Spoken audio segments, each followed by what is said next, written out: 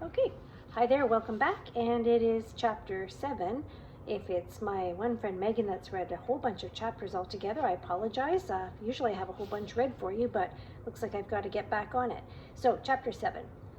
Morgan sprinted up 2 flights of stairs to the second floor, slammed the door behind her, and stopped in the middle of the hallway. She was out of breath, but not from the stairs. Her chest was heaving and she couldn't catch her breath because she was crying so hard. Every time she wiped her cheeks, they were soaked again instantly.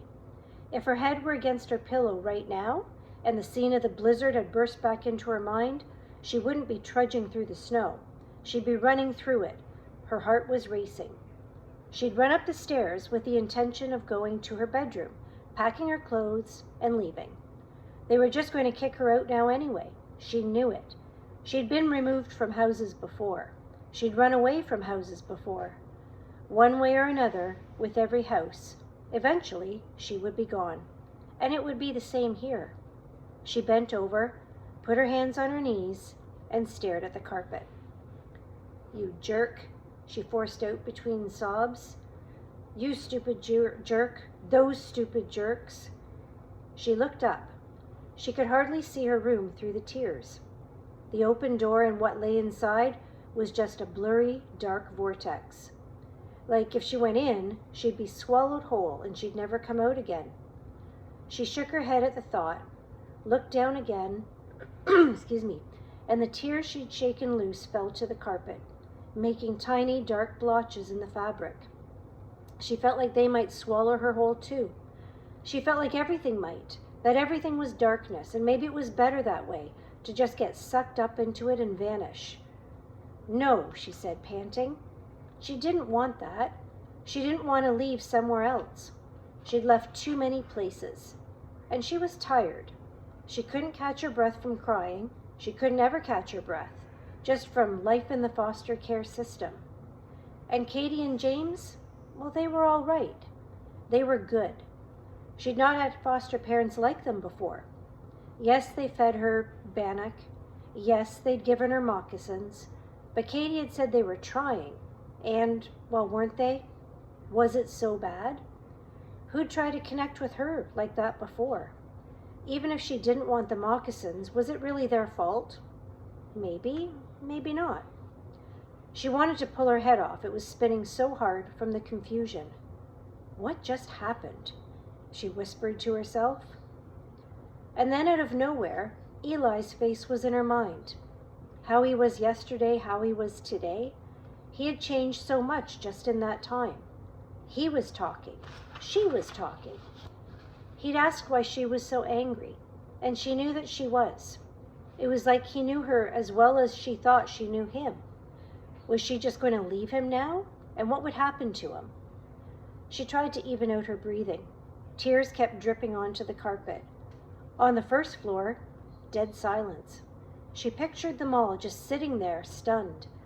She replayed what had happened, slamming the table, shouting, telling Katie she wasn't a mother. Morgan buried her fingers into her hair and pulled. She wanted to scream but didn't. Instead, she turned away from the carpet, turned away from her room, and started running. She kept running as far as she could without running away. Another 2 flights of stairs and she was in the attic. She looked frantically around the large room, with its broken walls and piles of debris. There had to be somewhere to go, somewhere to hide, just for a little while, so she could gather herself, so that when they came to get her, to drive her away, they couldn't find her. She scanned the room from left to right, from the place where she'd read most nights, when Katie and James were asleep, all the way across the painted-over door. That was it. Nobody had been in there for forever. Forever was probable, and because of that, if she was able to open it, get to the other side, it would be her real secret place. And Eli could come in. Of course he could come in. But she had to open that door first. Morgan gripped the doorknob, turned it, and pulled. The door refused to budge. She put both hands on the knob, braced her feet against the baseboard, and tried again. There might have been some give. She might have imagined it, but either way, The door looked just the way it had before. The paint, layered over door and frame, remained intact.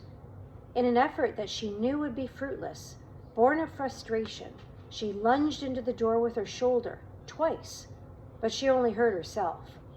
Come on! She stared at the door from top to bottom, waiting for a thought to come to her. Then her eyes drifted to some screws and nails, shards of wood littered over the plywood floor, remnants of the ongoing, endless renovation. Tools! She ran to the other side of the room, found the tool bag, and fished through it until she found what she was looking for, a box cutter. All she needed to do was cut around the door and break the paint seal. Once that was done, she would be able to open it, no problem. If she was able to do it so it wasn't noticeable, great. But James never came up here anyway, so it might not even matter. Morgan started at the bottom left corner and worked her way up. The paint was hard and thick, and it felt like she was sawing through wood. Still, as the minutes passed, she made progress. Up the side, across the top, down the opposite side, and in less than 10 minutes, she'd pushed the blade through the last bit of paint, and she stood up to regard her work triumphantly. Semi-triumphantly. Anybody could totally see that the paint had been cut away. She would worry about that later. Morgan put her hand on the doorknob again, twisted and pulled. The door jolted like it was gasping to life as the latch bolt released. She pulled the door open and was greeted by a waft of stale air. She couldn't see anything inside the room. It was pitch black. She stood a few feet from the dark space and stared into it. She waited for her eyes to adjust, but the room stubbornly remained a mystery until she turned on her phone's flashlight. Inch by inch, left to right, the room revealed itself. Some mystery. It was just more unfinished attic space, about the size of her bedroom. The wall to her left followed the slope of the roof, while the one on the right was just beams and plywood, the other side of it being the stairwell. The wall facing Morgan showed the brick outline of the house chimney. Courageous now with the flashlight, Morgan entered the room, sat down facing the wall, and propped up her phone against the wall at her side. And that was that. She would stay here until her phone died. Morgan hugged her knees to her chest and buried her face between them, acting like an ostrich again. She tried not to think about anything, but it didn't work. The entire day kept forcing itself into her head, mostly breakfast and dinner. I should just not eat again. Problem solved, she grumbled. And the tears came back. The only difference now was she wasn't sobbing. She was too tired to sob.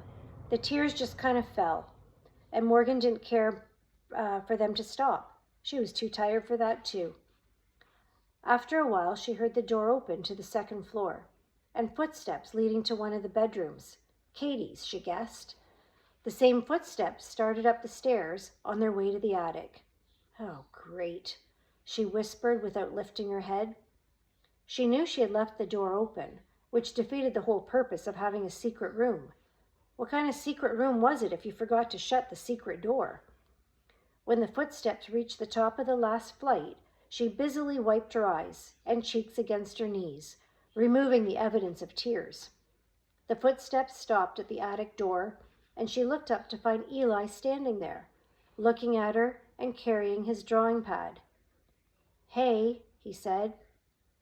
"Hey," she said, giving her eyes one last wipe, this time with her sleeve. She sniffled just in case there was any snot coming out of her nose. Ew. "How did you know I was up here?" "Well, everybody knows you're up here," he said. "You're kind of loud." "Oh." Morgan buried her face again. "Are they mad?" "I think you're getting a pass," he said. "I don't deserve a pass," she said. "I think I'm kind of a jerk." Sometimes, maybe." She heard him enter the room and walk towards her, and she felt the floor compress with each footstep. She felt his shoulder brush against hers, and he sat beside her. She kept her head down. She didn't want him to leave, because she didn't want to say anything. He must have known that, because he didn't say anything either. They just sat there on the floor in the secret room as the battery life of her cell phone dwindled. Sometime later, Morgan sighed.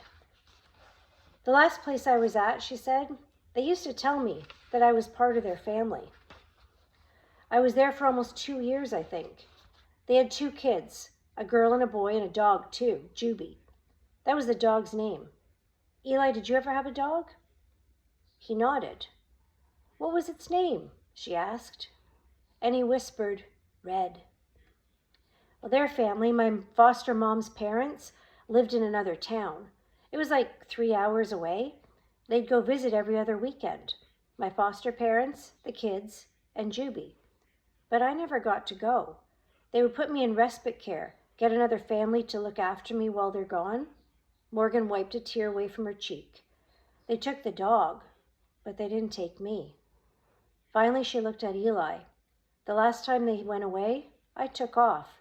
Nobody found me for a few days. I don't know even when they decided to start looking.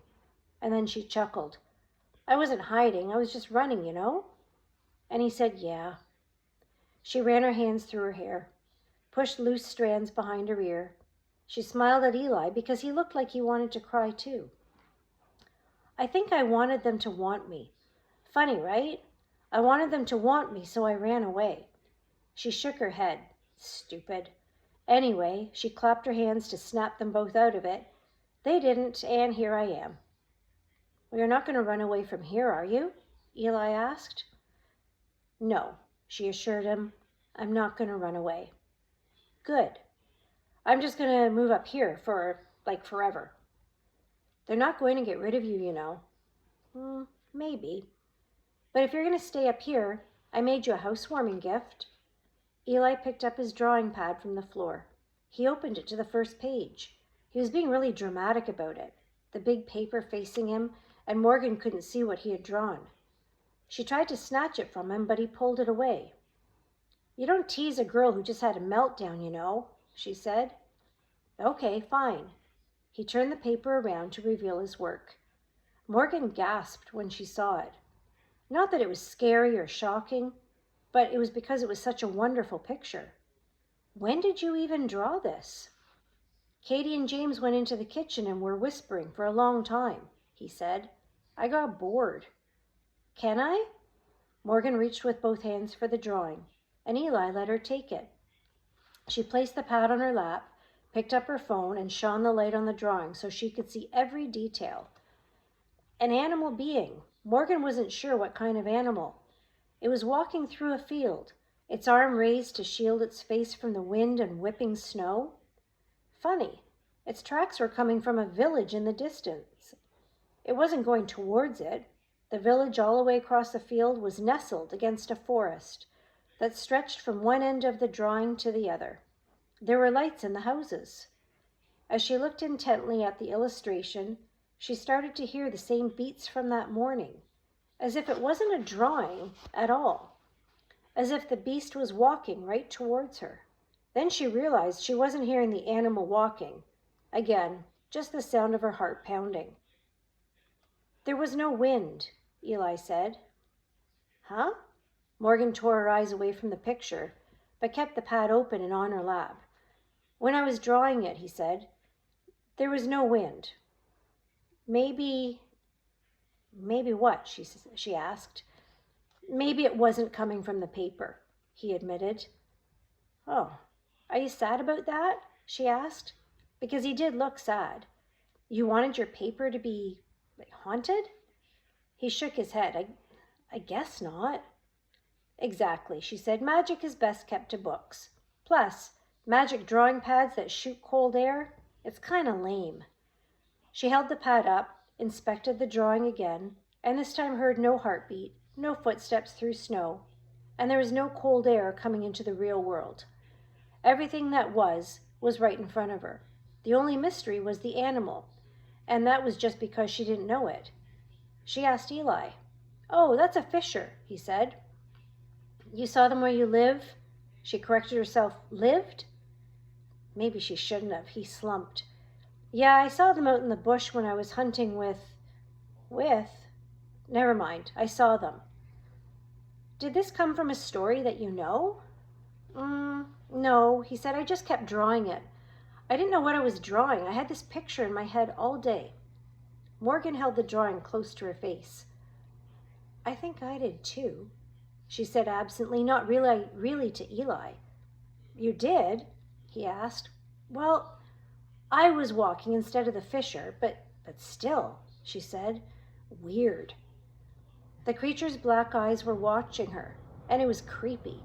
It was like when you know somebody is staring at you. Goose pimples rose on her arms. She moved the drawing pad from side to side, up and down, but the fisher didn't take its eyes off her. She remembered how Mrs. Bignell had shown them how the Mona Lisa didn't stop looking at you, no matter where you were in the room. She'd taped a poster of the painting and had the kids move from corner to corner all over the place. She was right. This fisher was the animal version of the Mona Lisa. The odd thing about it was that she didn't quite want it to look away. We should put it up on the wall, she said. I didn't literally mean it was for this room, Eli said. Morgan had discovered, the place that Morgan had discovered, unimpressed. Morgan stood up and started pacing around the small room. If Katie and James know that I'm up here, even if they're not going to kick us out, we need a new, even more secret place. And this is it. This is our new secret place, he repeated. Well, imagine the possibilities. For the first time all day, she felt excited. We could bring up comforters here, pillows. I'll bring some books. You bring, well, your pencils and stuff, I guess.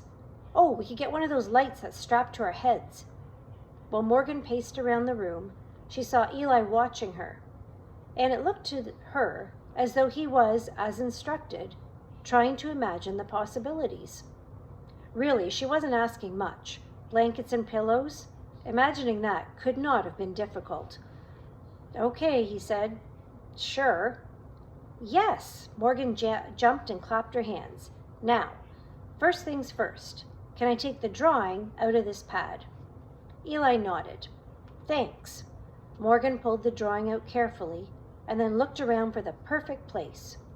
She pressed it against each of the walls, sliding it around on every imaginable spot, but settled on the slanting wall, the roof of the house.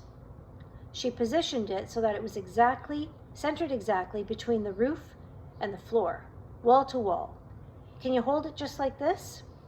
Eli stood up and held it in place. Good. Great.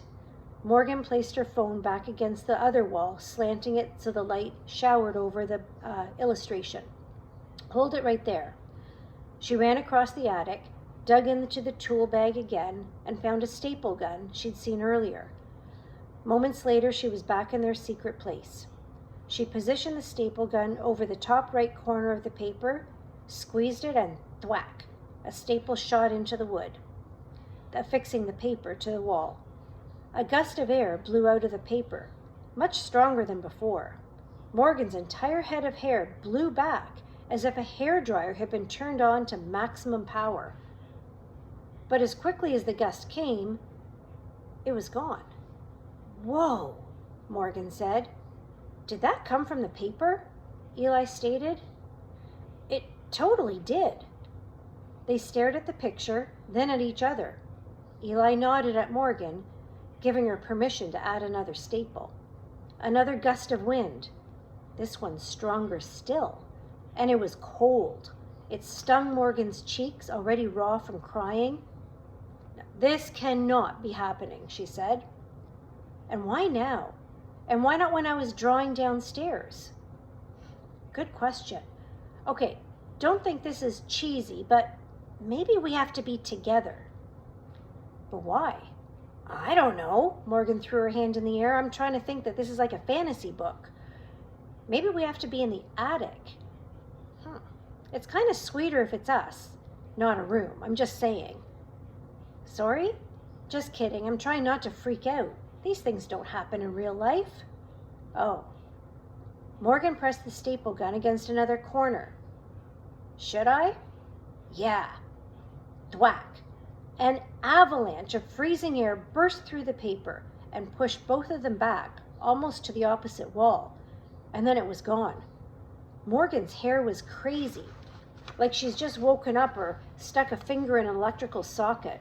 Even Eli's hair, usually perfectly braided, slick and beautiful, had strands blown out of place. The attic was cold. The wind had come in like a lightning bolt, abruptly stopping each time, and it left behind a lingering chill. There was one corner left to staple. Morgan placed the staple gun against the last corner. "Ready?" she asked. "Ready," he said. Thwack! The blizzard in the drawing, once just pencil lines, stormed into the attic room. The kids stumbled backwards against the wall. Morgan tried to move to the side, out of the way of the wind, but there was no escaping it. And this time it was unrelenting. It wasn't just wind either. Snow was pouring into the room, so fast and hard that it stung against Morgan's skin. She raised her arm in front of her face to shield it from the onslaught. Eli did the same. Within seconds, the floor was covered in white flakes. Morgan peeked over her arm to look at the paper fastened to the wall. It had been a drawing, but not anymore. Now it was a window. But the window didn't open to the world just outside the house. It opened to the world that Eli had created, the world that Morgan had pictured that morning. She could see the blizzard both in the attic and in the picture. She could see the near endless field of snow. She could see just barely the tree line far in the distance. She could see shimmering lights like tiny stars from the village. She could see the fisher. The animal was walking towards them, at first slowly, and then it broke into a run. Snow kicked up behind it. Morgan screamed. Eli rushed forward, ripped the paper away from the wood, and the other world was gone. "It's ice cold," Eli said, dropping it. It floated to the ground like a snowflake.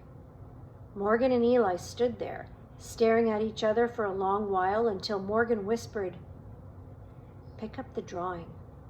It was on the floor and the melting snow was beginning to dampen the paper. "I just let it go. Why do I have to do it?" he asked. "It's your drawing," she said. "Plus, I'm older." Eli kicked the drawing first. A few snowflakes coughed out of it, but nothing more. He bent over, tapped it a few times, and picked it up. He turned it over slowly to reveal that the picture was exactly as he had drawn it. The snow, trees, the village. Only now the fisher seemed closer than before, stuck in mid-run, coming right at them.